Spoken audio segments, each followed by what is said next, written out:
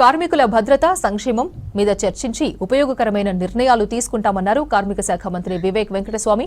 హైదరాబాద్లోని bricks trade union forum summit 2026 ప్రారంభోత్సవ sessions లో పాల్గొన్నారు. కార్యక్రమంలో కేంద్ర మంత్రి మన్సుఖ్ మాండవ్యతో పాటు 14 దేశాల ప్రతినిధులు పాల్గొన్నారు.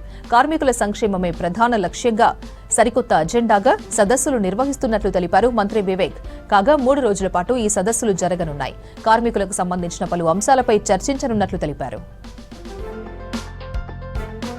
ఈ కాన్ఫరెన్స్లో ప్రత్యేకంగా కొత్త టెక్నాలజికల్ చేంజెస్ ఏదైతే వస్తున్నాయో, jobs wise skilled man force ఉండాలి, వీళ్ళకు సోషల్ సెక్యూరిటీ ఉండాలి, ఇవన్నీ చర్చించిన తర్వాత బెస్ట్ లేబర్ ప్రాక్టీసెస్ అంటే ఈ దేశాలలో ఏం బెస్ట్ లేబర్ ప్రాక్టీసెస్ ఉన్నాయి, మన దేశంలో ఏం బెస్ట్ ప్రాక్టీసెస్ ఉన్నాయి, ఎట్లా మంచి ప్రాక్టీసెస్ అన్నీ కూడా మనము ఒక కాంబినేషన్ తీసుకొచ్చి ఈ 2 days డెలిబరేషన్స్లో అయిన తర్వాత బెస్ట్ ప్రాక్టీసెస్ అన్ని దేశాలు కూడా ఫాలో చేస్తే బాగుంటుందని చెప్పి ఈ ఆలోచనతోని సమావేశం పెట్టడం జరిగింది.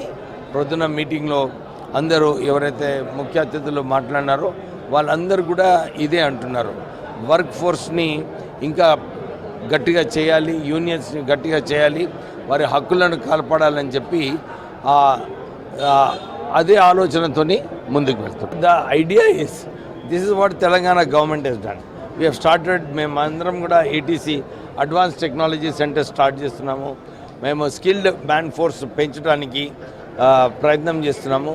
టామ్కామ్ ద్వారా ఓవర్సీస్ ఎంప్లాయ్మెంట్ పొటెన్షియాలిటీ ఏదైతే జర్మనీ, జపాన్, యూరోప్లో ఉందో దాన్ని ట్యాప్ చేయడానికి మేము ఇప్పుడే స్కిల్డ్ మ్యాన్ ఫోర్స్ డెవలప్ చేస్తున్నాము.